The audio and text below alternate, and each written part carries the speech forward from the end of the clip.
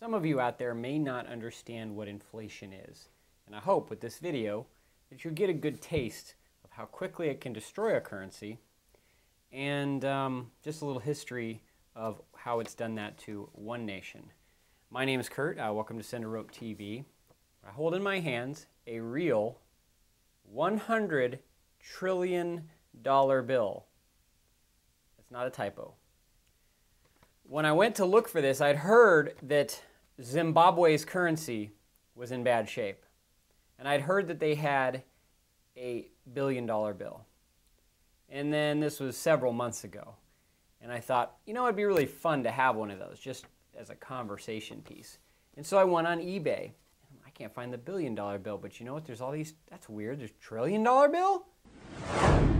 $100 billion. And then I found this one, $100 trillion bill. It's for real.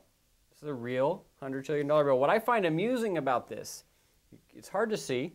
There's a little gold, it's the crown of the Zimbabwe kingdom. And some other security features on here. There's a little, what looks like the same gold material, gold ink across the front here.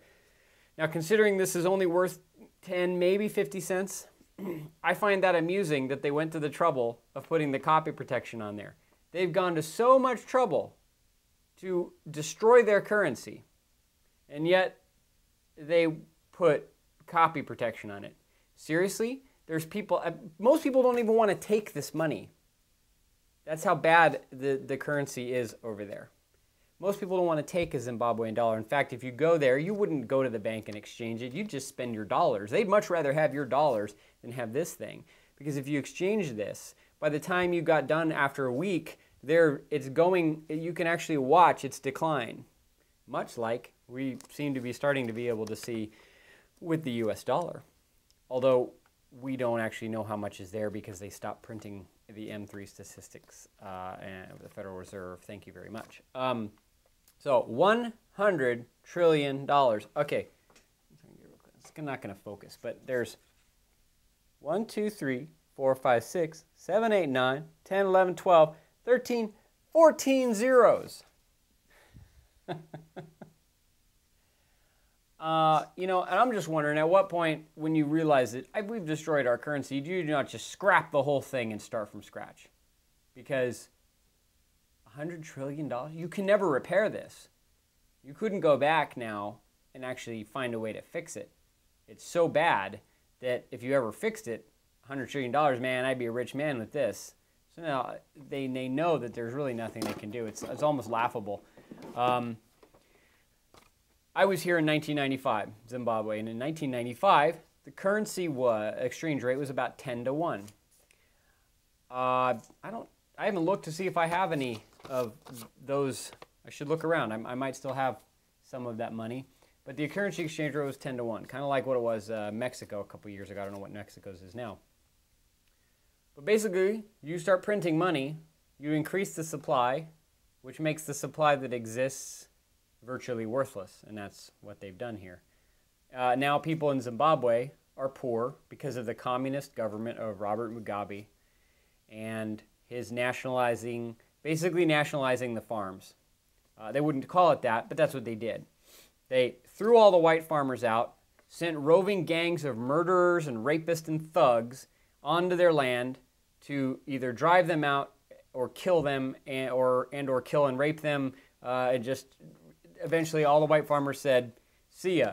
Now, if you were to look back a little bit further at what that country was producing massive amounts of food, was feeding large portions of Africa. And the only thing backing this currency was that food, because they'd already nationalized so many other industries there. The country is a communist country.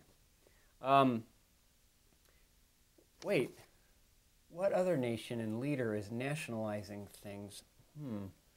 Having trouble forgetting and remembering things. Oh my goodness. It's on the tip of my tongue. What is his name? He's always talking about change and hope. I don't know. It'll come to me eventually. And the sad thing is these people in Zimbabwe are really nice people. I mean, except for the rapist, murdering hordes of violent thugs. Very friendly. I was there on a missions trip and kept in contact with a lot of the people we stayed with, most of which have left and have gone to be with family in South Africa because they didn't want to be killed and raped by the hordes that Mugabe sent out. So in effect, he nationalized the farms by giving it to people that had no clue how to do farming. These people have no clue how to do anything because they were uneducated. Now, I'm not making fun of them or making a judgment upon them. It's just reality. They don't know how to do farming. You send them on the land and say, all right, now you have your land. Well, great. Now what do we do with it? That's where it's coming to, America. We keep printing money, which is what these bailouts are. It's printing money. You want to know why the stock market has kind of bounced back a little bit from the really low point around the 6s? They printed more money, and they dumped it in to the supply. So, I hope that helps you get a grasp of how bad things can get in 14 years. It took 14 years to get the currency to this point. 14 years. I think we're a whole lot more efficient than that. Our friends at the Federal Reserve can keep printing money. So, okay, here we go. Really? So long.